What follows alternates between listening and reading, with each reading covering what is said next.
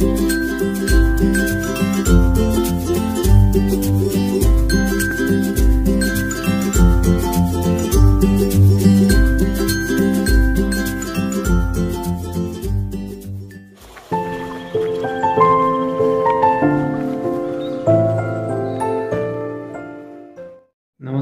मित्रांनो, आजच्या या तासामध्ये आपल्या सर्वांचे स्वागत। या तासामध्ये आपण रस प्रत्ययाचे जे स्वरूप आहे त्या स्वरूपाविषयी या तासामध्ये आपण चर्चा करणार आहोत, त्याविषयी माहिती घेणार आहोत। तेव्हा आपण रस प्रत्यय व त्याचे स्वरूप कसं असतं, त्याची मांडणी कशा पद्धतीने असते, त्यास कशा पद्धतीने रस सिद्धांतामध्ये आणि जो रस सिद्धांत आहे त्या रस सिद्धांताच्या दृष्टिकोनातून तर आपणास माहिती पाहायचीच आहे, परंतु इतर जे शास्त्रज्ञ आहेत किंवा इतर जे साहित्यिक आहेत त्यांच्या दृष्टिकोनातूनही या रसप्रत्ययाचे स्वरूप आपणास पाहणं आवश्यकच ठरतं।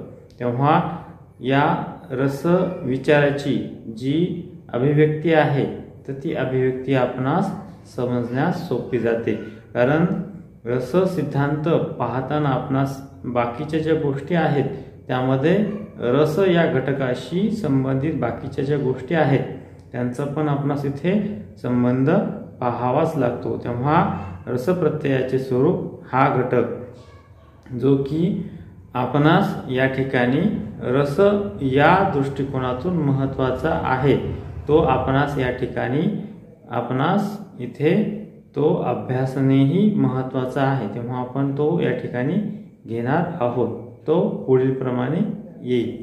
आपण या अगोदर रस सिद्धांत अभ्यासलेला आहे, तेव्हा आपणास रस या दृष्टिकोनातून माहिती मिळालीच असेल। त्याच्यामध्ये जेव्हा आपण भरतमुनी यांचा जो रस सिद्धांत आहे तो आपण अभ्यासलेलाच आहे, त्याची व्याख्याही पाहिलेली आहे, त्यामधील विविध घटकांची आपण इथे चर्चा पण केलेली आहे। मग या सर्व घटकांची देखील आपणास माहिती पडताळून पाहावीच लागते। त्याविषयीची जी उलटसुलट चर्चा आहे किंवा त्यामधील वेगवेगळे पैलू जे आहेत जे की साहित्यिकानेही मांडलेले आहेत आणि अभ्यासकानेही मांडलेले आहेत, तेव्हा आपणास या रसप्रत्ययाचे जे स्वरूप आहे तर ते कशा पद्धतीनं आलेले आहे याविषयीची आपणास चर्चा करणं आवश्यकच आहे। आता रस हा विषय येथे महत्त्वाचा आहे, तेव्हा रस म्हणजे नेमकं काय आहे, त्याची नेमकी अभिव्यक्ती काय आहे हे प्रत्येकाच्या मनामध्ये पडणारा प्रश्नच आहे।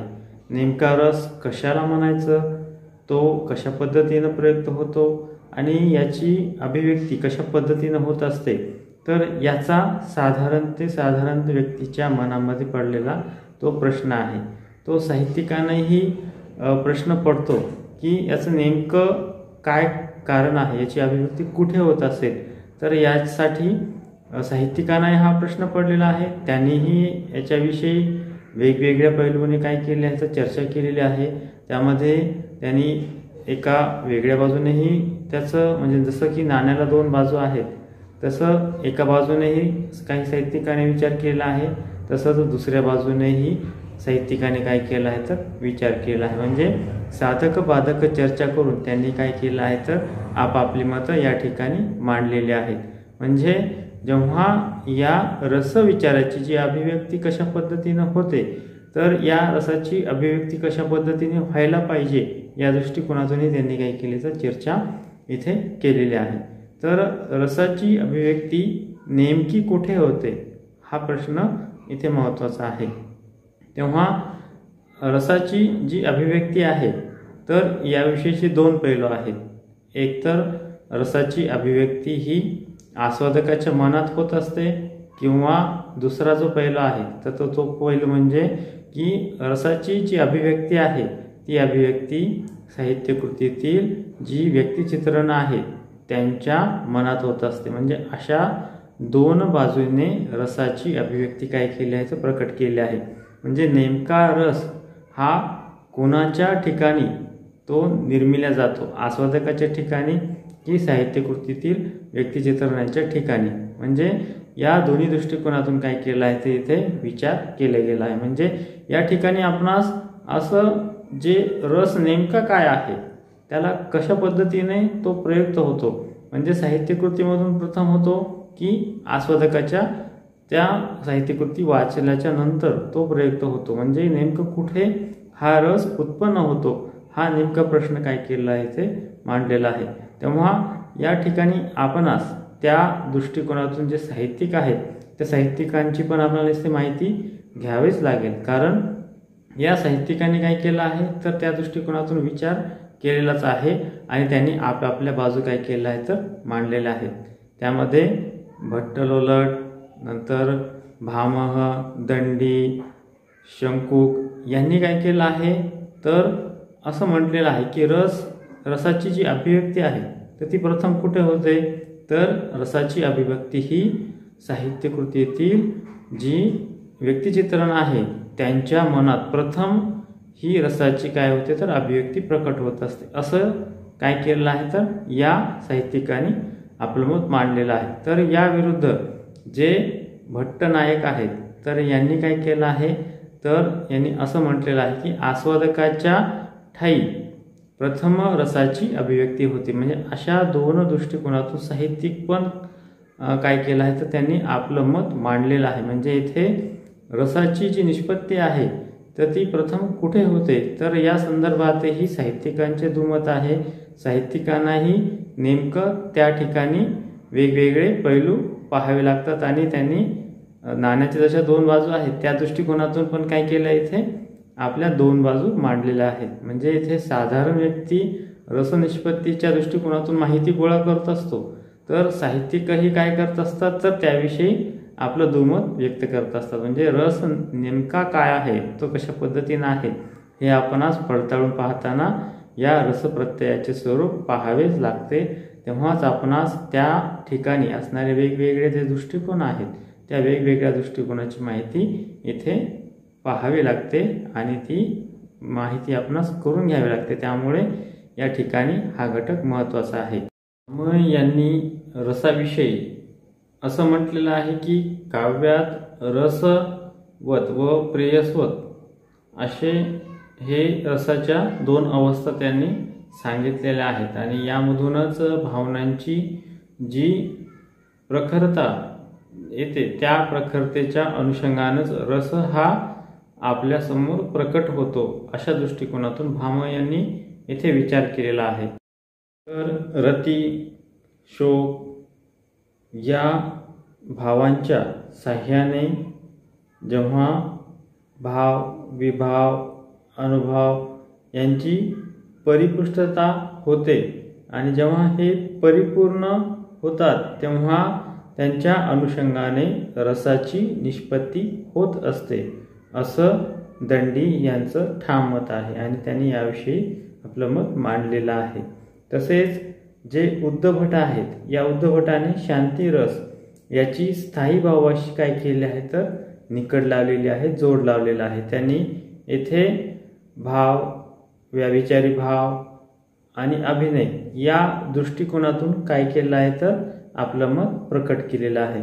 म्हणजे जेव्हा त्यांनी रससूत्रामध्ये व्याभिचारी भाव, अनुभव यांचा अभिनयाशी काय केला आहे तर जेव्हा संबंध जोडलेला आहे आणि त्या संबंधामधूनच स्थायी भाव याच्या दृष्टिकोनातून त्यांनी काय केले तर प्रकटीकरण.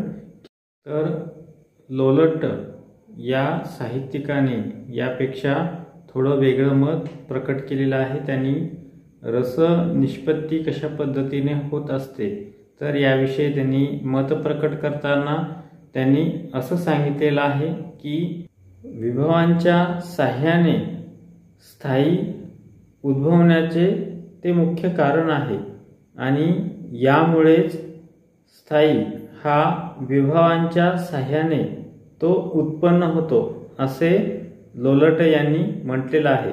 यापुढे लोलट असेही म्हणतात की विभाव हे स्थायीचे जरी उत्पन्न करत असेल, त्याचे ते मूळ कारण जरी असले तरी स्थायी भाव हे अनुभवाने ते प्रतीत होतात आणि त्यापुढे व्याभिचारी भावाने स्थायी भाव हे प्रगल्भ होतात आणि हे जे स्थायी भाव निर्माण होतात त्यासच रस असं म्हटलं जातं. म्हणजे या प्रकारची जी प्रगल्भ जी व्याख्या आहे किंवा रस या विषयाची जी महत्त्वपूर्ण माहिती आहे ती येथे भट्ट लोलट यांनी आपणास येथे सांगितलेलं आहे.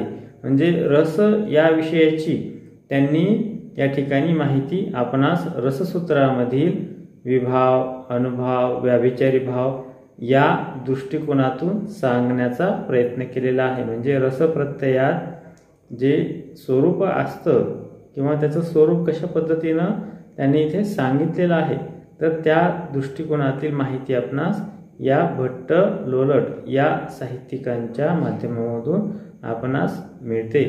तर यापेक्षा जे वेगळे मत आहे ते वेगळे मत आपणास अभिनवगुप्त आणि भट्टनायक यांनी या ठिकाणी मांडलेले आहे. त्यांनी येथे आस्वादकाला अधिक प्रमाणात प्राधान्य दिलेलं आहे. ते म्हणतात की नट किंवा त्यामध्ये असणाऱ्या जे पात्र आहेत त्या पात्रांच्या अनुषंगाने रस प्रकट होत नसतो तर तो आस्वादकाच्या ठायी प्रकट होत असतो. म्हणजे आस्वादक हा रसनिष्पत्ती करत असतो कारण तो त्या नाटकाचे काय करत असतो तर वाचन करत असतो आणि त्या वाचनामधूनच जे आस्वादक आहे त्या आस्वादकास त्या साहित्यकृतीमधील वेगवेगळ्या गोष्टींचा आस्वाद घेताना रस हा त्या ठिकाणी तो निष्पन्न होत असतो. म्हणजे त्यास आत्म अनुभूती मिळत असते आणि रसाची जी बौद्धिक रसग्रहण आहे ते बौद्धिक रसग्रहण तो तिथे करत असतो. म्हणजे इथे रसनिष्पत्ती ही आस्वादकाच्या ठायी त्यांनी असते असं सांगितलेलं आहे.